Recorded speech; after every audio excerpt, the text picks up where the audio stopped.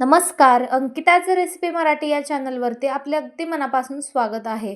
तर मंडळी, आज आपण इथे बनवणार आहोत एकदम सोपी आणि राहिलेल्या भातापासून आपण एकदम परफेक्ट आणि एकदम चविष्ट लागणारी ही एकदम सिंपल असा आपला हा राईस बनवणार आहोत. घरच्या घरी कसा बनवायचा पाहूयात. स्टेप बाय स्टेप फॉलो करा. रेसिपी आवडल्यास लाईक, शेअर, सबस्क्राईब करायला विसरू नका. आणि अशाच नवनवीन रेसिपीसाठी प्लीज पटकन सबस्क्राईब करून घ्या. बेल आयकॉनला क्लिक करा. नवनवीन रेसिपीज तुमच्यापर्यंत दररोज पोहोचतील. तर मंडळी, इथे पाहू शकता, आज आपण इथे फोडणीचा भात बनवणार आहोत. अगदी सोपी आणि एकदम चवीला भन्नाट लागणारी. त्यासाठी इथे आपल्याला लागणार आहे एक कांदा आणि कोथिंबीर बारीक कापलेले आणि थोडेसे मिरची. त्यानंतर इथे आपण कांदा, कोथिंबीर आणि कढीपत्ता देखील लागणार आहे. हे सगळं आपण कापून घ्यायचंय आणि फोडणी टाकून घ्यायचंय. कढई ठेवून घेतलं. कढई छान गरम झालं की त्यामध्ये 1 चम्मच तेल घालून घ्यायचा, मिरची घालून घ्यायच्या, जिरे घालून घ्यायचा आणि त्यानंतर आपण कांदा यामध्ये घालून घ्यायचं. हे सगळं व्यवस्थित मिक्स करून घ्यायचं, व्यवस्थित परतून घ्यायचंय. व्यवस्थित लालसर असा परतून झाला की त्यामध्ये जो राहिलेला भात आहे आपला तो त्यामध्ये घालून घ्यायचा.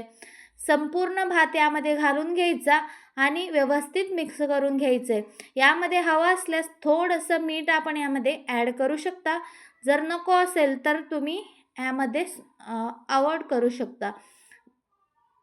आता हे सगळं व्यवस्थित मिक्स करून घ्यायचंय. एकदम चविष्ट आणि एकदम भन्नाट असा हा आपला सिंपल आणि तर मंडळी, तुम्ही कधी बनवलात बनवलात का असा फोडणीचा भात? बनवला नसाल तर नक्कीच ट्राय करून सगळं बघा. व्यवस्थित आणि 1 ते 2 रेसिपी ट्राय करून मिनिटांसाठी आपल्याला पाहिल्यानंतर परतून घ्यायचं. मला नक्कीच कमेंट करून कळवायला विसरू नका. तर मंडळी, इथे पाहू शकता 2 ते 3 मिनिटांसाठी परतून घेतलं की वरून अशी बारीक चिरलेली कोथिंबीर घालून घ्यायची. एकदम जबरदस्त लागते आणि एकदम चविष्ट लागते. लहान मुलांना देखील ही आवडतो रेसिपी असा तुम्हाला हा आपला कशी वाटली फोडणीचा भात. सांगायला विसरू तुम्ही नका. नक्की आणि ट्राय करा. अशाच नवनवीन रेसिपीसाठी लाईक, शेअर, सबस्क्राईब करायला विसरू नका. थोडासा आता भात आपण परतून घ्यायचा आहे आणि आपला हा गरमागरम राईस आपला तयार झालेला आणि आहे. हो, तुम्ही कधी ही रेसिपी ट्राय केलात का? केली तरी कोणत्या पद्धतीने तुम्ही बनवलात हे नक्की कमेंट करून कळवायला विसरू नका. तुम्हाला मंडळी, आमच्या सोलापूरच्या रेसिपी आवडत असल्यास लाईक करायला विसरू नका आणि सबस्क्राईब देखील करून घ्या.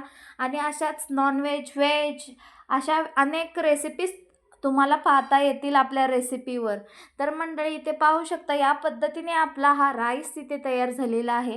एकदम दिसायला व्हाईट आणि एकदम चविष्ट अशी लागणारी खूप जास्त आपली भूक राईस लागते आहे. आणि घरात काही नसतं त्यावेळेस तुम्ही ही राईस नक्कीच बनवून पहा मंडळी, कारण एकदम जबरदस्त आणि एकदम चविष्ट रेसिपी आहे.